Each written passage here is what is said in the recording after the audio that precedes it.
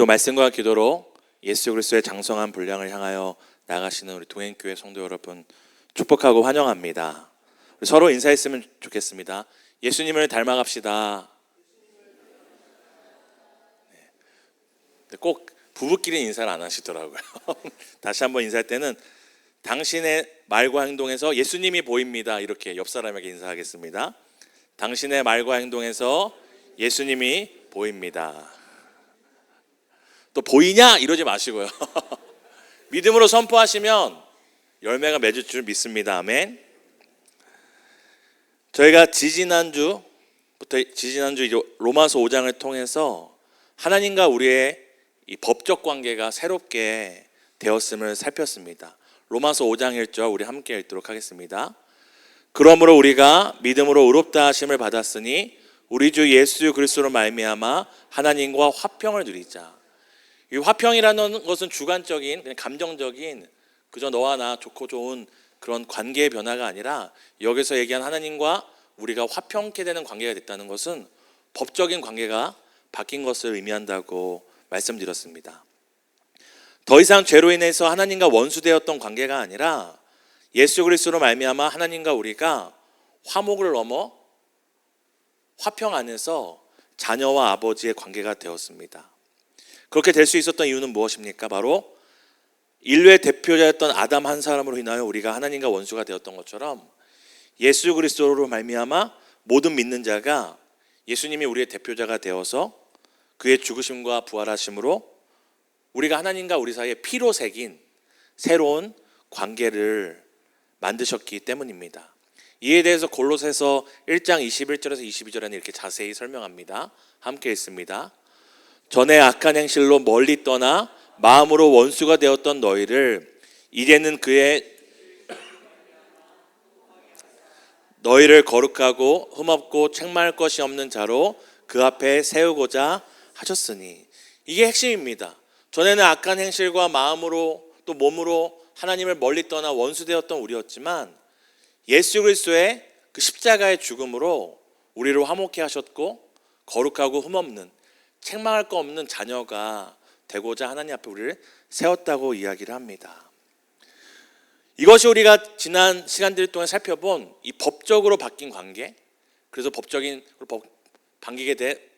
관계가 바뀌게 된 그 근거에 대한 설명이었다면, 오늘 로마서 6장은 우리의 대표자 되신 예수님 안에서 예수님의 그 십자가의 부활을 통해 우리 안에 실제적으로 그래서 어떤 변화가 일어났는가에 대해서 이야기를 합니다.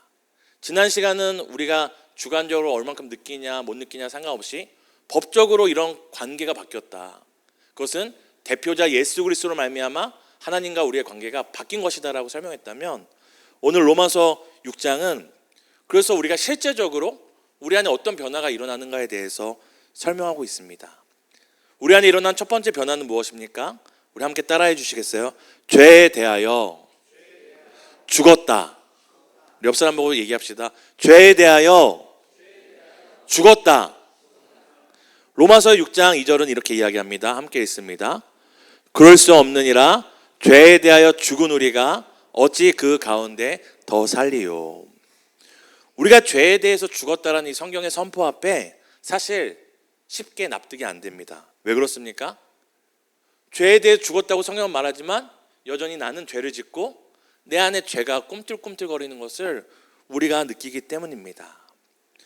그래서 우리가 성경이 말하는 이 죄에 대해서 죽었다라는 의미를 알기 위해서는 이 성경의 역사 가운데 죄가 사람에게 들어왔다 나갔던 이 큰 세 가지 사건을 살펴봐야 합니다. 우리 한번 다음 장면 보여주시겠어요? 바로 이게 죄를 기준으로 우리의 사람의 상태가 어떻게 바뀌었는지를 알려주는 것인데요. 첫 번째, 아담이 하나님께서 창조하신 다음에 선악과를 먹었잖아요. 선악과를 먹기 전에는 죄를 지었나요? 안 지었나요? 죄가 있었나요? 없었나요? 그게 바로 첫 번째입니다. 아담이 죄를 짓기 전에 우리 사람의 상태는 어떤 상태였냐? 죄를 지을 수도 있고 또 내가 선택하면 죄를 안 지을 수도 있는 중립적인 상태였습니다. 전진도 할 수 있고 후진도 할 수 있는. 근데 아담이 죄를 지음으로 말미암아 우리가 어떤 상태가 되었습니까? 죄를 안 짓고 싶어도 지을 수밖에 없는 바로 죄의 종된, 이걸 바로 우리가 흔히 얘기하는 바로 죄인이 된 상태입니다. 죄인. 그러니까 아담이 선악과를 먹은 후에는 아담으로 말미암아 우리 중에 나는 죄를 안 짓고 싶어, 그 안 지을 수 있는 게 아니라 죄를 그냥 지을 수밖에 없는, 말을 해도 죄를 짓고 생각을 해도 죄를 짓고 그냥 숨쉬고 걸어가는 것 자체가 그냥 죄 자체인 죄인이 되어버렸습니다. 근데 예수님께서 우리를 위하여 십자가에 죽으시고 우리의 죄와 죽음에 대해서 그 십자가에서 피로 값을 치르신 후에 우리가 어떻게 되었습니까? 죄를 짓지 않을 수 있는 존재가 되었습니다. 이게 엄청난 변화입니다. 그러니까 우리는 자꾸만 우리가 예수님 믿어서 뭐가 달라졌나 했을 때, 예수님 믿기 전에 우리는 죄를 지을 수밖에 없는 사람들이었어요. 근데 예수를 믿고 예수 그리스도의 그 죄사함의 은혜로 우리는 어떤 사람들이 되었냐면, 죄를 하나도 안 짓는 사람이 된 게 아니라 전에는 죄밖에 지을 수 없는 우리 가운데 어떤 일과 어떤 변화가 시작된 것입니까? 죄를 짓지 않을 수 있는 존재가 된 것이죠. 그러니까 성도님들, 우리가 무엇에 주목하냐가 중요한 것이죠. 성도님들, 죄 지으세요, 안 지으세요? 지으시죠. 근데 성경이 말하는 죄에 대해서 죽었다는 것은 우리가 절대 죄를 안 짓는다, 죄를 알지도 못하고 죄를 선택하지 않는다를 의미하는 것이 아니라, 전에는 죄를 사랑하고 죄를 쫓았던 우리가 이제는 죄를 짓지 않고자 하는 새로운 마음, 새로운 변화가 일어났음을 이야기하는 것입니다. 우리가 포커스는 내가 죄를 짓나 안 짓냐가 중요한 것이 아니라, 성도님들 마음 가운데 죄를 짓기도 하지만 마음속에 죄를 안 짓고자 하는 마음도 있으신가요, 없으신가요? 저는 예수 믿기 전이나 지금이나 아주 죄를 기가 막히게 사랑합니다. 이런 분 없으시죠? 성경이 얘기하는 죄에 대하여 죽었다라는 표현은 그저 우리가 죄를 하나도 안 짓는다, 예수 믿고 난 다음에 우리는 죄와 완전히 동떨어진 삶을 얘기하는 것이 아니라, 우리가 이전과 다른 우리 안의 변화, 죄에 대한 변화. 전에는 죄를 지을 수밖에 없던 존재였는데 이제는 죄를 안 지을 수도 있는 우리 안에 변화가 일어났음을 이야기하고 있는 것입니다. 오늘 로마서 6장 1절에는 사도 바울이 이렇게 묻습니다. 함께 읽도록 하겠습니다. 그런즉 우리가 무슨 말을 하리요? 은혜를 더하게 하려고 죄에 거하겠느냐?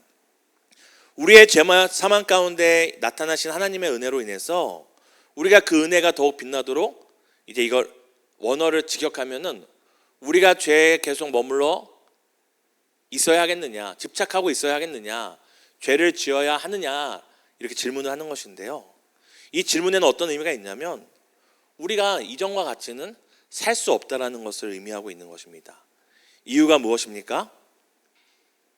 우리가 죄에 대해서 뭐 했기 때문이죠? 죄에 대해서 뭐 했다고 얘기했죠? 죽었기 때문입니다. 우리가 죄에 이전과 같이 계속 머물러 있고 죄를 집착하고 죄를 지어야 하겠느냐? 사도 바울이 6장 2절에 이렇게 대답합니다. 파란 글씨 크게 읽어볼까요? 시작. 그럴 수 없느니라. 그럴 수 없다고 얘기합니다. 그 이유가 무엇이냐면 바로 앞서 말씀드린 죄에 대해서 죽었기 때문입니다. 죄가 더 이상 이전과 같이 우리의 삶의 주인이 되지 못하고, 우리는 더 이상 죄의 종이 아니기 때문이죠. 앞서 말씀드린 것처럼 우리가 이전에 죄에 대해서 살아있었고 죄의 종이었다는 것을 무엇을 의미하냐면, 죄를 안 짓고 싶어도 죄를 질 수밖에 없고, 그리고 죄를 사랑하고 죄를 즐거워하고, 심지어는 죄를 지면서도 죄가 죄인지도 모르던 상태가 바로 죄의 종되었던, 죄에 살았던 상태입니다. 이것이 사도 바울이 말하는 죄에 대해서 죽기 이전의 우리의 모습인 것이죠. 그 성도님들, 우리가 지금 내가 죄를 하나도 안 짓느냐, 내 안에 죄의 어떤 욕망이나 이런 것들이 있냐 없냐가 내가 죄에 대해서 죽었는가 안 죽었는가를 가늠하는 잣대가 아니라, 이게 바로 잣대인 것이죠. 성도님들 한번 속으로 대답해 보십시오. 죄를 사랑하십니까? 죄는 짓죠. 근데 죄를 사랑하십니까? 죄를 즐거워하십니까? 죄 짓고 난 다음에 이것만큼 즐거운 게 없지 막 이러면서 환호하시나요? 아니면 죄를 짓고 난 다음에는 더 큰 가치에게 괴로워하시나요? 혹시 죄를 지고도 죄인지 모르시나요? 아니면 그때는 몰랐는데 시간이 좀 지나고 나 보니까 그게 하나님은 기뻐하시는 게 아니었는데, 내가 그렇게 행동하는 게 아니었는데 하는 죄에 대한 깨달음이 있으십니까? 가장 중요한 거는 죄의 종이 된다는 것은 죄에 중독이 되어 있는 상태입니다. 계속 죄를 생각하고 죄만 계획하고 죄 짓는 것이 인생의 목표인 것이 바로 죄의 종되었던 상태입니다. 우리가 예수 믿기 전엔 그랬던 사람들이라는 것이죠. 죄를 져도 깨닫지 못하고 이게 뭐 죄야, 다 그렇게 살아가는데 이게 뭐 죄야, 뭐 이렇게 안 사는 사람 어디 있어. 하지만 죄에 대해서 죽은 이후에 우리 안에 더 이상 이전과 다른 삶의 변화들이 일어났다고 이야기를 합니다. 그것을 사도 바울이 뭐라고 얘기합니까? 로마서 6장 3절을 함께 읽겠습니다. 무릇 그리스도 예수와 합하여 세례를 받은 우리는 그의 죽으심과 합하여 세례를 받은 줄을 알지 못하느냐. 우리가 죽었다고 얘기하는데 우리가 죄에 대해서 어떻게 죽었는지 구체적으로 얘기하죠. 바로 예수 그리스도와 연합하여 우리가 그 물속에 들어가 온전한 장례를 치른 사람들이라고 이야기를 하고 있습니다. 그리스도와 함께 연합하여 세례를 받아 예수와 함께 죽었다고 말하고 있는 것이죠. 성도님들, 예수님이 우리를 대신해서 죽으신 게 아닙니다. 우리가 믿음으로 우리가 세례에 참여할 때, 여기 있는 성도님들 다 세례 받으셨죠? 그때 우리가 2000년 전 예수 그리스도와 함께 십자가에 죽은 것입니다. 믿으십니까? 우리가 2000년 전에 예수 그리스도와 함께 십자가에 죽은 사람이 되는 것이죠. 그때 우리가 죽을 때 누가 죽은 것입니까? 우리의 죄와 우리의 죽음이 그리스도와 함께 십자가에서 사망 선고를 받은 것입니다. 그리고 어떤 일이 일어납니까? 6장 4절 함께 읽겠습니다. 그러므로 우리가 세례를 받음으로 그와 함께 장사되었나니 이는 아버지의 영광으로 말미암아 그리스도를 죽은 자 가운데서 살리심과 같이 우리 또한 새 생명 가운데서 행하게 하려 함이니라. 죄에 대해서 죽은 것으로 끝나지 않고 오늘 성경은 우리가 아버지의 영광으로 다시 예수 그리스도를 살리신 것처럼 우리가 예수와 연합한 자로서 예수와 함께 다시 새롭게 태어났다고 이야기를 합니다. 그리고 6장 5절에는 이렇게 이야기합니다. 함께 6장 5절 읽겠습니다. 만일 우리가 그의 죽으심과 같은 모양으로 연합한 자가 되었으면 또한 그의 부활과 같은 모양으로 연합한 자도 되리라. 그리스도께서 분명히 장사하여 무덤 가운데 들어가셨는데 부활하심으로 어떤 분이 되셨습니까? 새로운 부활의 육체가 새로운 부활의 영광으로 다시 태어나셨습니다. 그것처럼 우리도 그리스도와 함께 죽을 땐 우리의 죄와 종되었던, 죄를 즐거워하고 죄에 중독되어 있던 우리가 죽었을 뿐만 아니라 그리스도와 함께 부활함으로 새로운 존재가 되었다고 이야기를 합니다. 그렇다면 새롭게 태어난 증거가 무엇일까요? 앞서 말씀드린 것처럼 다시 죄를 짓지 않는 상태를 의미하는 것이 아닙니다. 죄를 무엇인지 모르고 작은 흠도 없는 완벽한 상태를 말하는 것이 아닙니다. 바로 우리가 죄에 대해서 죽고 새롭게 태어난 증거는 바로 죄에 대한 변화입니다. 달라졌다라는 것입니다. 앞서는 죄를 지을 수밖에 없는 상태였고 죄를 지어도 죄를 알지 못하는 이 종되었던 상태였다면 이제는 죄를 압니다. 죄를 짓는 것을 싫어하고 가책을 느낍니다. 죄를 지어도 거기에 머물지 않고 회개하며 또 죄질 거 알지만 뭐합니까? 죄짓지 않기를 결심합니다. 성도님들 이렇게 들으시면 뭐야? 저 다 하는 거잖아. 뭐야? 저거 뭐 어려운 일이 아니잖아. 근데 이것이 예수께서 십자가에 죽기 전까지, 우리가 그리스도와 십자가에 연합하여 죽기 전까지는 우리는 그걸 할 수 없는 사람들이었습니다. 혹시 설마 이 자리에 예수님이 없어서 나는 죄를 알았고 죄를 깨달았고 죄에 대해서 회개할 수 있는 사람이었다고 생각하신 분 계시나요?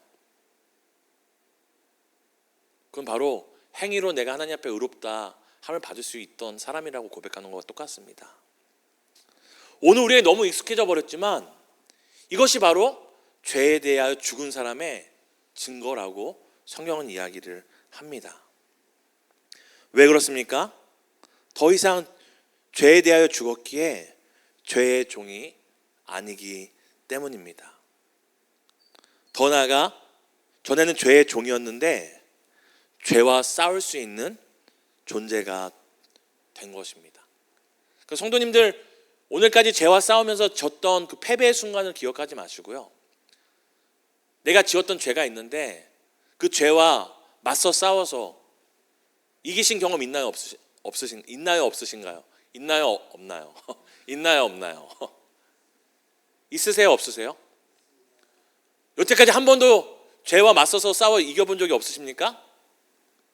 우리가 10,000번은 졌을지라도 한 번 내가 그러지 말아야지, 내가 먼저 가서 사과해야지, 하나님 기뻐하시지 않으니 그렇게 하지 말아야지, 죄와 맞서 싸워 승리하신 경험 있으신가요? 없으신가요? 그 한 번의 승리 나의 의로움으로 하신 건가요? 내가 잘나서 하신 건가요? 아니죠. 우리가 죄에 대하여 죽었기에 죄와 맞서 싸운 결과입니다. 바로 우리는 죄의 종을 더 이상 죄의 종이 아닐 뿐만 아니라 죄와 맞서 싸울 수 있고 의로운 투지와 의지가 생긴 자들입니다. 이전에는 높아지는 게 인생의 목적이었고 많이 갖는 게 목적이었고 남들보다 앞서가고 남들에게 부러운 시선을 갖는 게 목적이었는데 어느 날부터 우리 마음 가운데 죄 짓지 않고 살았으면 좋겠다, 좀 거룩하게 살았으면 좋겠다. 저희 신앙 강좌하고 있는데요, 한 그 성도님께서 이제 지난 한 주의 삶을 얘기할 때 자주 쓰시는 표현이 있어요. 뭐냐면 참 내가 간악합니다라는 표현을 많이 쓰세요. 두 번째는 참 죄스럽시다라는 표현을 많이 씁니다. 근데 그 고백과 표현조차도 무엇입니까? 나의 간악함을 알고 나의 죄스러움을 아는 그 고백 자체가 우리가 죄에 대해 죽었다라는, 새로운 존재, 새로운 모양이 되었다는 우리의 변화를 나타내는 것입니다. 너무나 우리에게 평범하고 익숙해진 이 모습이지만 우리가 예수 그리스도와 함께 연합하여 죄에 대하여 죽고 다시 살아나 새 생명 가운데 행하게 하시기 전까지는 절대 우리의 힘으로 할 수 없었고 관심도 없었던 것입니다. 6장 6절에 오늘 뭐라고 합니까? 함께 로마서 6장 6절 있습니다. 시작. 우리의 옛사람이 예수와 함께 십자가에 못 박힌 것은 죄의 몸이 죽어 다시는 우리가 죄에게 종노릇하지 아니하려게 함이니. 우리의 옛사람이 십자가에 못 박혔다고 합니다. 우리의 죄의 몸이 그리스도와 함께 십자가에 못 박혀서 더 이상 죄에게 종노릇하지 않는 인생이 되었다고 이야기를 합니다. 우리의 삶의 변화가 일어난 것이죠. 그럼 성도님들 이런 의문이 있을 수 있어요. 우리는 왜 죄의 종이 아니고 새로운 변화가 일어났는데 여전히 죄를 짓고 죄에 넘어지고 유혹에 빠지는 것일까? 그에 대해서 이제 팀 켈러 목사님이 쓰신 당신을 위한 로마서 한 책에는 많이 한 번씩 들어보셨을 거예요. 이 전쟁의 게릴라전 예화를 드십니다. 이미 전쟁은 끝났어요. 아군이 이겼어요. 그런데 아군이 이겨서 이미 승리하였지만 그 흩어져 있는 적군들이 산속에도 숨어있고 땅굴에도 숨어있고 어디에도 숨어있다가 한 번씩 튀어나와서 공격을 하는 것입니다. 그래서 그 죄들이 우리를 공격하고 우리를 넘어지게 할지라도 성도님들께 여쭤볼게요. 그 게릴라 전 버리는 그 몇 사람 때문에 이 승패가 바뀌나요? 승리가 바뀝니까? 아닙니다. 결국 승리는 바꿀 수 없는 것이죠.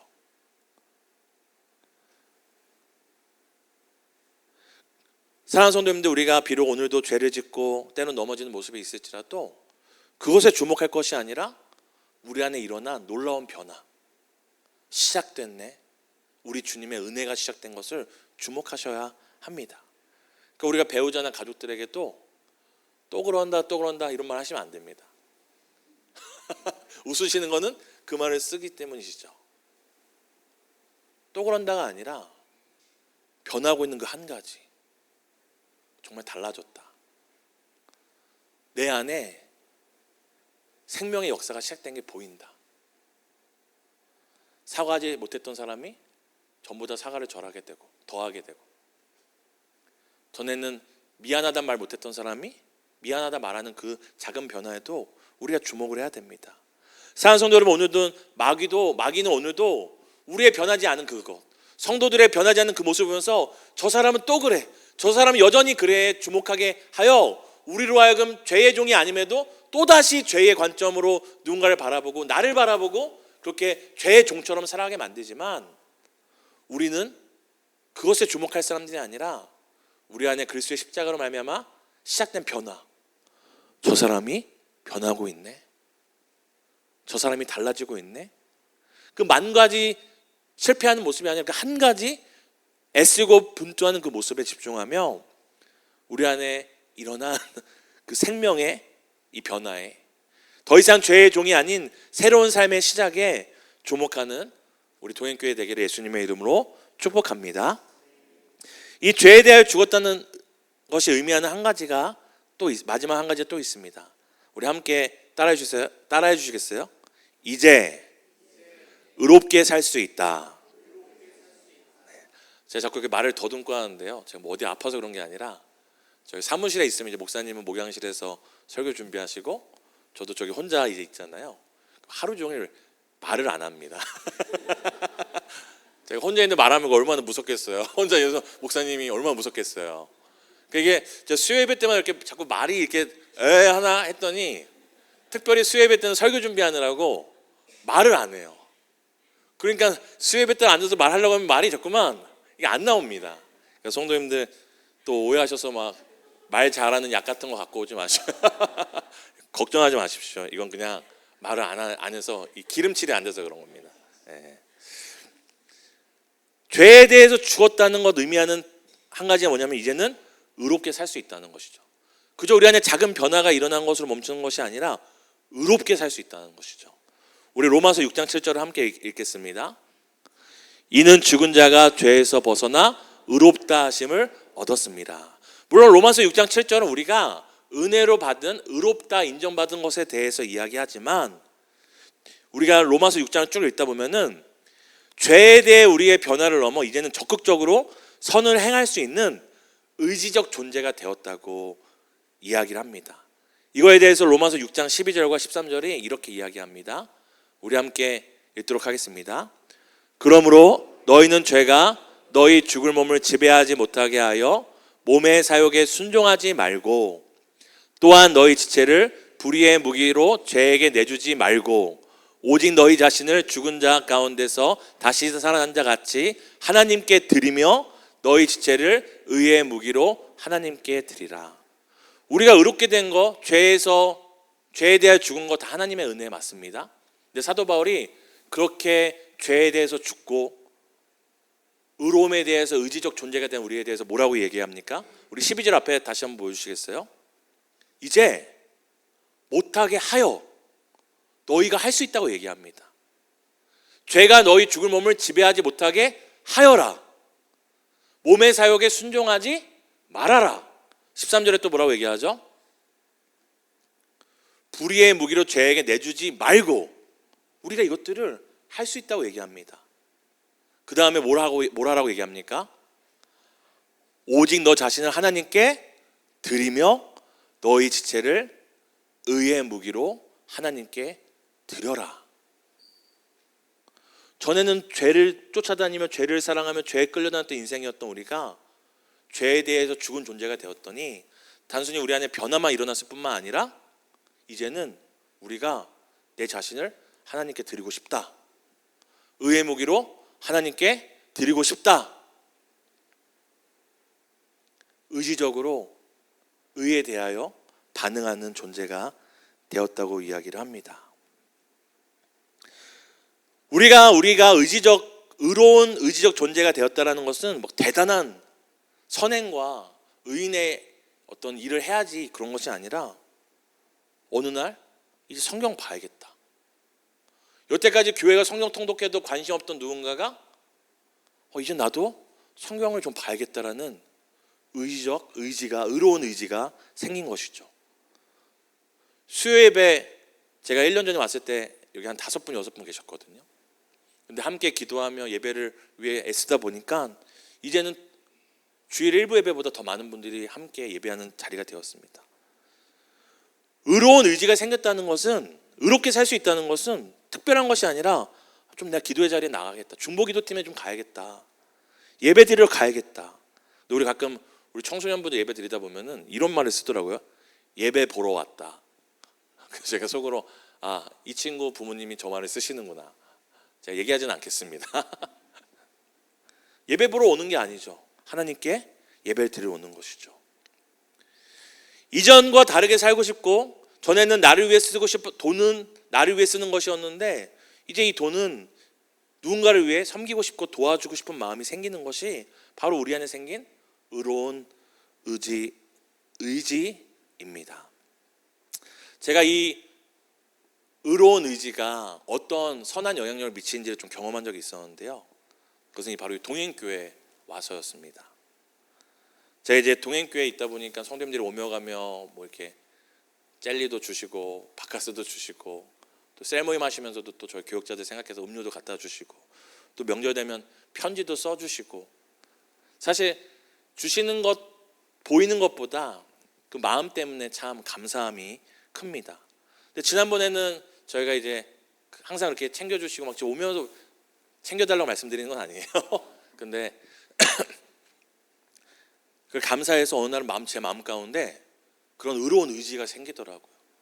내가 이렇게 받고 우리 가족이 이렇게 받기만 하는데 이것을 그냥 받기만 하면 안 되겠다. 이걸 어떻게 할까 생각하다가 성도님께서 그 의로운 의지를 통해 저희와 저희 가정 목회자들 주셨던 그 사랑을 이제 흘려보내겠다는 마음이 막 생기는 거예요, 제 안에. 그 찾다 보니까 저희 아파트를 관리하시는 경비 선생님과 청소하시는 여사님이 좀 떠올랐어요. 그래서 저희가 지난 명절 때 성도님들의 그 의로운 의지를 받자 제 안에 의지가 생겨서, 의지가 생길 때 사람 마음이 바뀌잖아요. 아시죠? 마음 쉽게 바뀌는 거예요. 그래서 일단 쿠팡에 주문을 했어요. 마음이 바뀔까 봐. 갖고 있다가 이제 여사님과 경비 선생님을 제가 이제 갖다 드렸습니다. 그러면서 저희 가정이 너무 많이 사랑을 받아서 나누고 싶어서 드립니다. 그렇게 드렸는데 하루는 그 경비 선생님이 찾아오셔서 저한테 이런 얘기를 하시는 거예요. 인사를 하시면서 저희 아내도 너무 감사하다고 전해달라고 얘기를 해달라고 하시더라고요.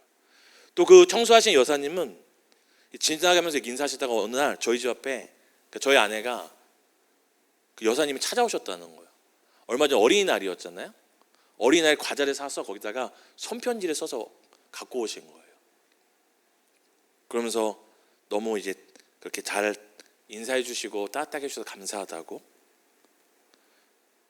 그리고 또 어느 날은 저희 집 앞에다가 감자도 이렇게 갖다 놓고 하시는 거예요. 감자도. 그리고 또 얼마 전에 어버이날이었잖아요. 그러니까 저희도 또 받다 보니까 또 어떻게 했냐면 또 어버이날 선물을 작게 또 챙겨드렸습니다.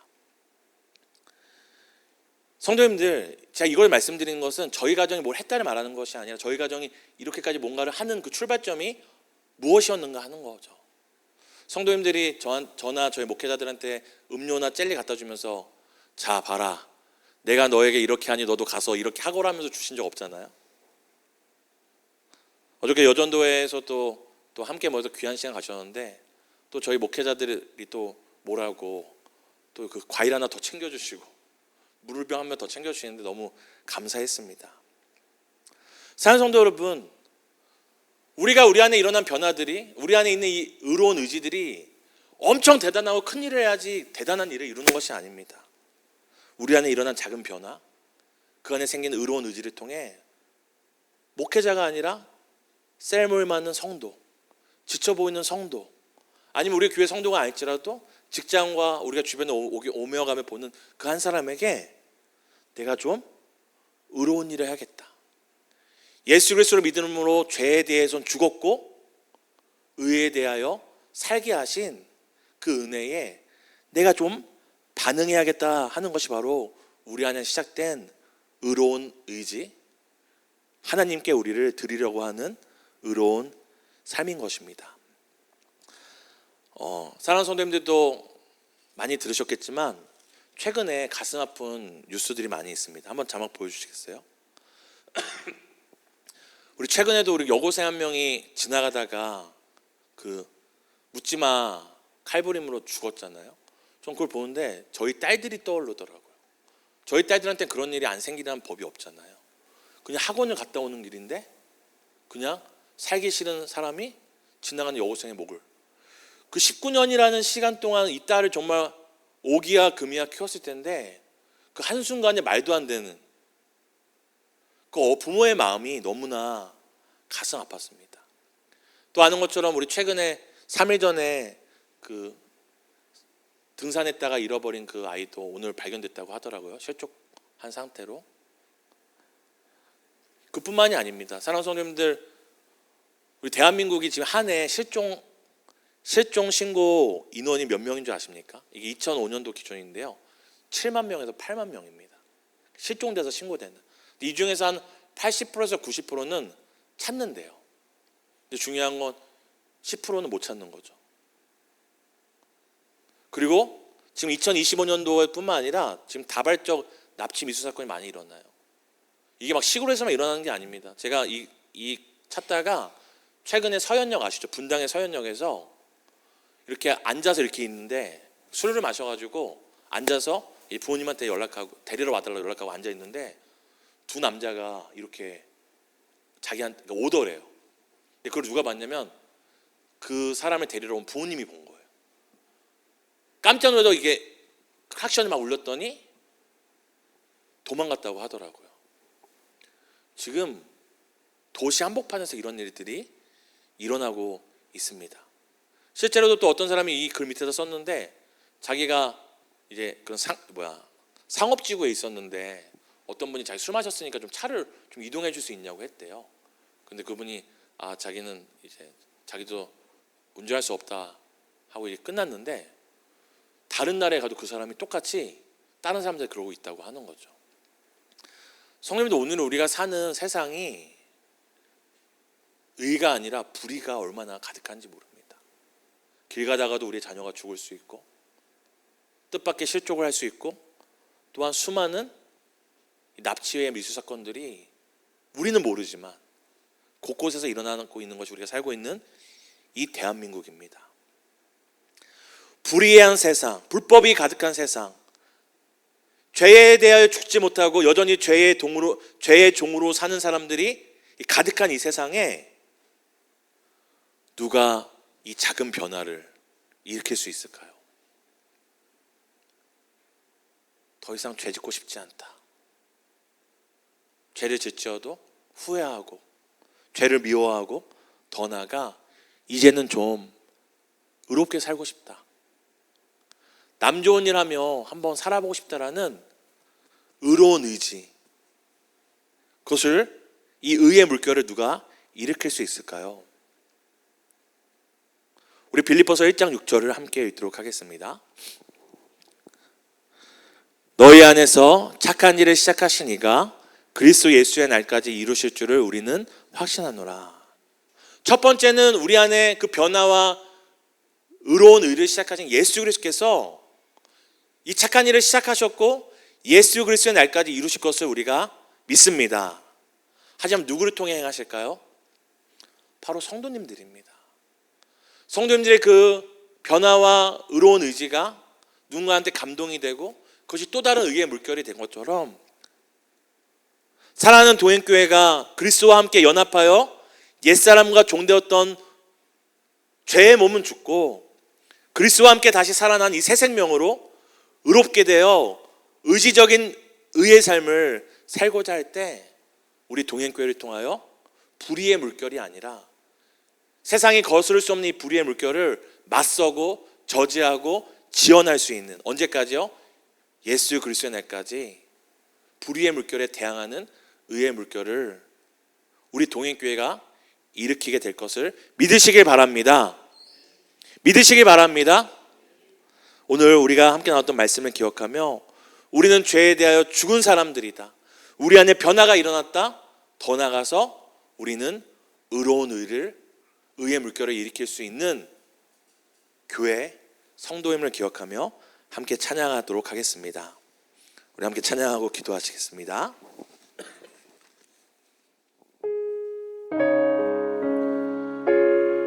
죄와 허물로 죽었던 우리를 죄에 대하여 온전히 죽게 하시고 의롭게 하신 그 은혜를 찬양합니다.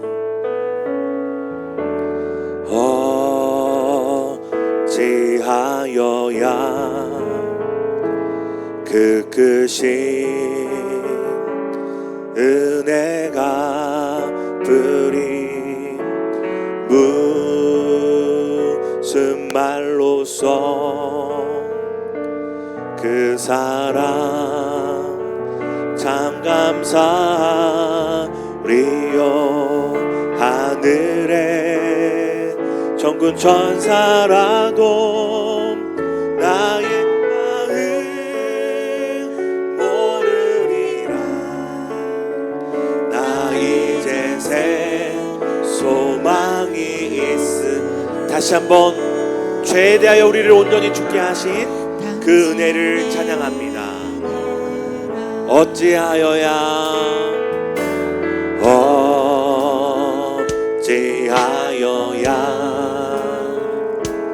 그 크신 은혜가 뿌린 무슨 말로써 그 사랑 참 감사리요. 하늘에 천군 천사라도 나의 마음 모르리라. 나 이제 새 소망이 있음. 주님의 은혜라. 주님의 은혜 우리 안에 새 일을 행하신 하나님께 영광. 하나님께 영광.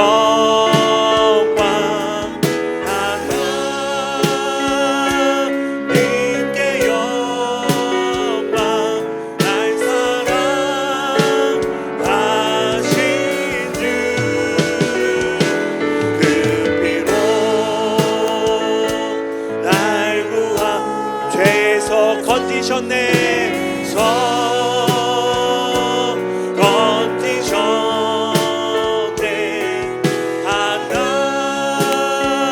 하나님께 영광. 날 사랑하신 주. 다시 한번 우리를 새롭게 하신 주님을 바라보며 어찌하여야 그 크신 은혜 갚으리. 우리를 죄에 대하여 죽고 의에 대해서 새로운 삶을 허락하셨습니다. 그 사랑 감사하리요. 하늘에 천군 천사라도 나의 마음 모르리라. 나 이제 새 소망이 있음. 주님의 은혜라.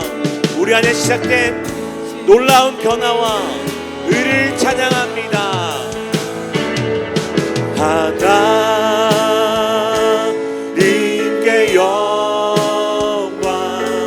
하나님 우리를 통하여 새로운 일을 행하실 하나님께 영광. 날 사랑하신 주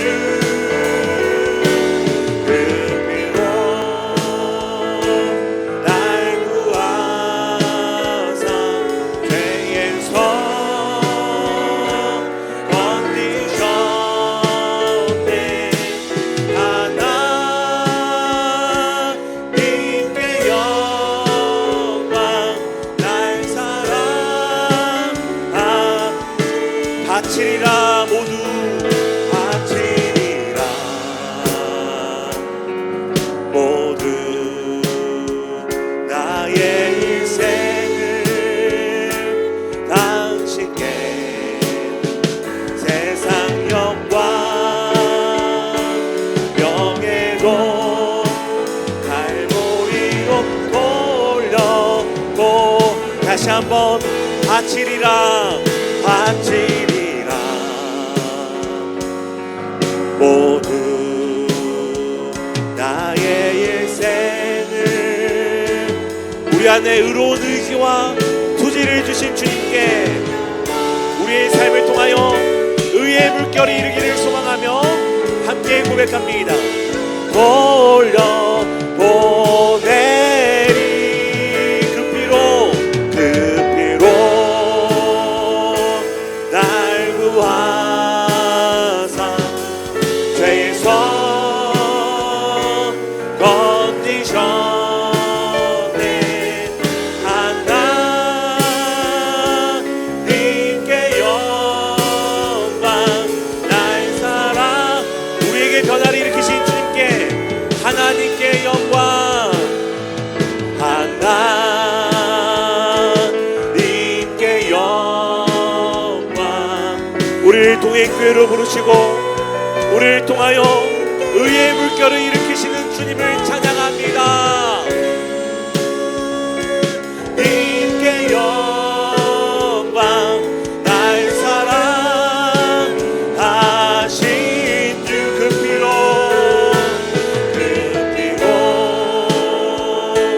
날 구하사 죄에서 건지셨네. 하나님께 영광 날 사랑. 우리 마지막으로 고백합니다. 하나님께 영광, 날 사랑한 하나님께 영광, 날 사랑하신 주. 할렐루야. 하나님이 우리를 사랑하셨습니다. 할렐루야. 하나님이 우리를 사랑하셨습니다. 그 사랑으로 우리가 죄에 대하여 죽고 우리 안에 변화가 시작되었습니다. 오늘도 사탄 마귀는 우리를 참소하며 너가 여전히 죄를 짓고 여전히 죄에 대한 욕망이 있는데 너가 어떻게 하나님의 자녀나 우리를 정죄하지만, 하나님은 우리 안에 여전히 죄를 짓는 연약함을 보시는 것이 아니라 우리 안에 시작된 변화. 이젠 죄 짓고 싶지 않습니다. 죄를 미워합니다. 죄를 지었지만 회개하고 내가 새롭게 살기를 소망하는 의의 투지를 보심을 기억하시길 바랍니다. 오늘도 놀라운 십자가의 그 사랑으로 우리를 죄에 대하여 죽었고 죄의 종으로서 죽었고 의에 대하여 새롭게 살아 변화된 삶을 살게 하신 하나님께 우리 감사와 찬양을 드리며 이 시간 함께 기도했으면 좋겠습니다. 함께 기도합니다.